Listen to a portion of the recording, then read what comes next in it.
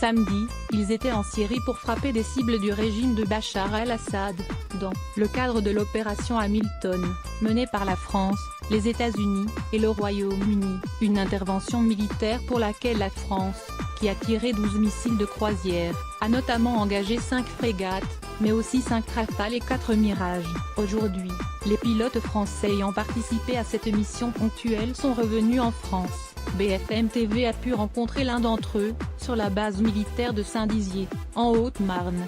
Il y a un stress dont nous avons tous conscience. Les militaires de la base se tenaient prêts pour un éventuel feu vert pour une intervention. Lorsque l'opération Hamilton a été déclenchée, dans la nuit de vendredi à samedi, le lieutenant-colonel Frédéric était ainsi en alerte depuis plusieurs jours, prêt à décoller pour aller frapper en Syrie. On met en route les moteurs, on vérifie l'armement jusqu'au décollage. Il y a une certaine pression, un stress, dont nous avons tous conscience, explique-t-il, au micro de BFM TV, pour raconter les minutes qui précèdent le départ.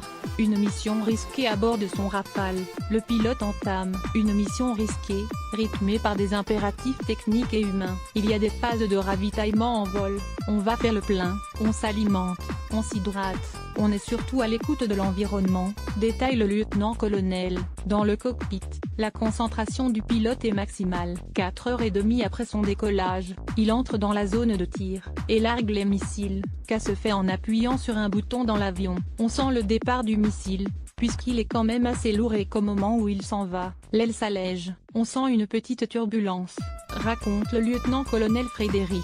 Une opération hors norme lorsque la cible au sol est atteinte, le pilote et son Rafale sont déjà loin. C'est une mission compliquée, au niveau politico-militaire. Donc quand on est tout posé, il y a un petit moment où on relâche un peu la pression et on réalise le vol que l'on vient de faire, confie le militaire à BFM TV. Cette opération, qui a mobilisé au total 17 avions français, dont 5 Rafales, pendant plus de 10 heures. Il s'agit de l'un des vols les plus longs jamais opérés par un pilote de l'armée de l'air française.